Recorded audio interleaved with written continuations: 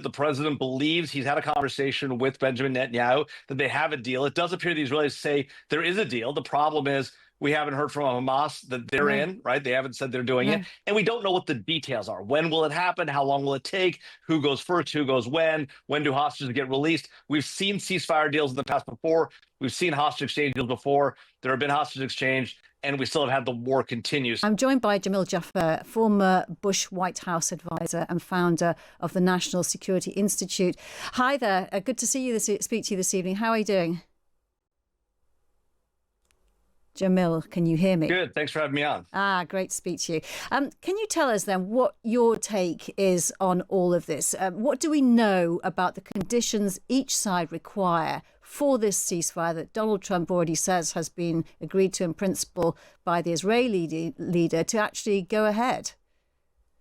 Well, it's a great question. We don't actually have any details because the president has announced the ceasefire deal on social media without providing any requisite details. What he said is the Israelis have agreed to it. It appears that is actually the case.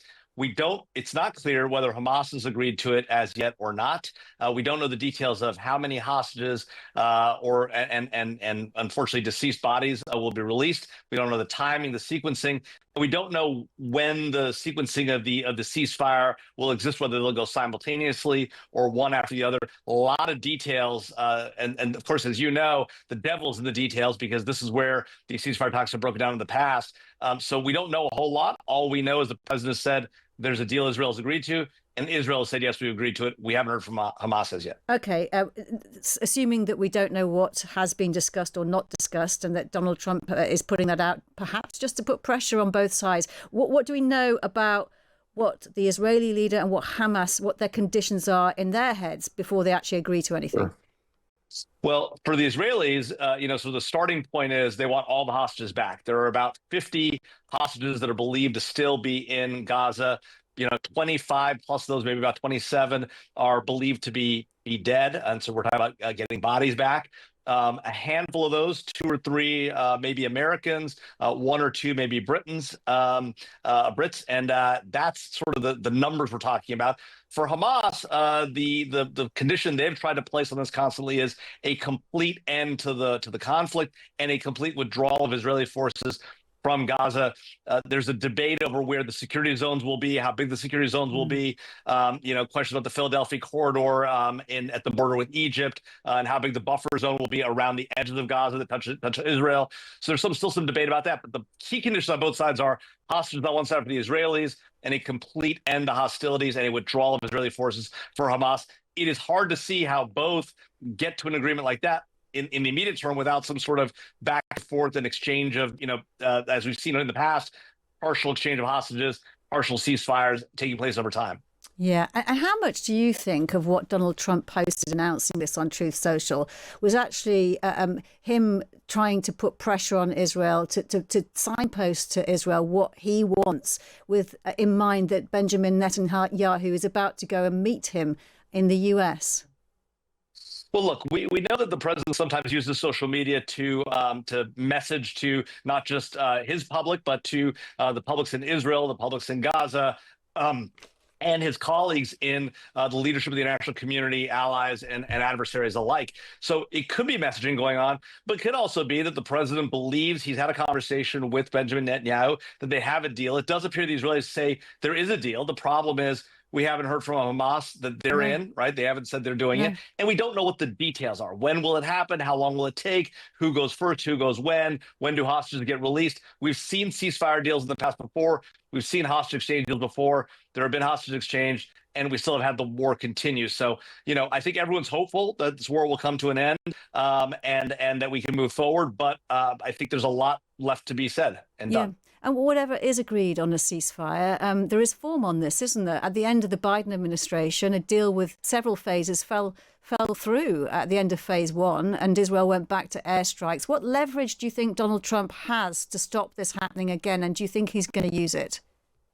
Yeah, that is the tough question. I mean, obviously, the really obvious leverage that Donald Trump has is that we provide a significant amount of the defensive and offensive capability of Israel. Some of that under statute by law, some of it are long-term defense purchasing agreements, and some being supplied currently by the administration to help defend against the onslaught of Iranian attacks by missile and drones and the like that we've seen both before even the Israeli attack on Iranian nuclear sites and the U.S. attack on Iranian nuclear sites, but certainly since then as well. But of course, the president would come under significant domestic political pressure if he were to withdraw that defensive capability or some amount of offensive capability. So while in theory the president has some amount of leverage and some amount of convincing, it seems unlikely that he's going to pull that back.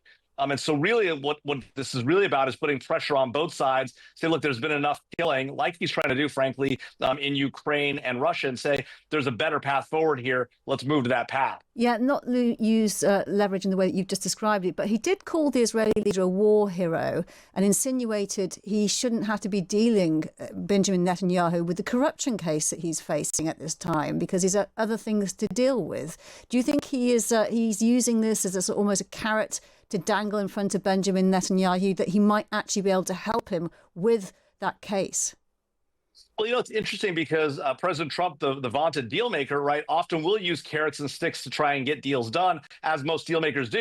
What's odd about this particular carrot is that he's sort of been out there publicly already in the last couple of weeks, very publicly saying, I don't think he should be being prosecuted. This is not the right thing. He's published a couple of truths on Truth Social about this topic. So it's not clear that he has much more of a carrot to offer because other than being out there publicly and advocating for the process to slow down the internal Israeli process or stop altogether, there's not a lot he can do to sort of prevent it from going forward. So he's almost spent that leverage already. And maybe he's hoping that having given sort of that carrot to Benjamin Netanyahu and, frankly, the huge carrot for the United States and for Israel of taking out a significant chunk of Iran's nuclear program, maybe the deal is now, all right, come to the table. Let's get a deal done. Let's get your hostages back, and let's figure out how to move forward now with the next steps, whatever they may be, for Gaza and for Israel and its security. Jamil, just a mean one-word answer question for you. Are we seeing an end to this war?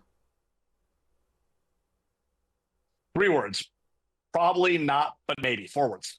Thank you. You did it. It was too mean anyway. Jamil Jaffer, former Bush White House advisor and founder of the National Security Institute. Thank you so much for joining me this evening. We look forward to strengthening relations with Estonia. That is why I told you about my decision, which I will announce now, to open an Israeli embassy in Tallinn in Estonia soon. This reflects our will to strengthen our relations, and we will do that very soon. This important move will contribute to our economic and defense partnership. It will help us deal with shared challenges, and it will take our relationship to new heights. Israel is the only democracy in the Middle East. It is Europe's strategic partner in the region, the only ally which shares the same values and challenges. Hamas still holds 50 of our hostages in crew captivity. The war can end tomorrow if it releases them and lays down its arms. We are serious in our will to reach a hostage deal and a ceasefire. Iran announced today that it is suspending cooperation with the IAEA. The international community must act now against Iran's nuclear threat. It's time for the E3 countries, Germany, France, and the UK, to activate the snapback against Iran. This war is not only Israel's war. It's a global war between the free world and Iran's axis of terror.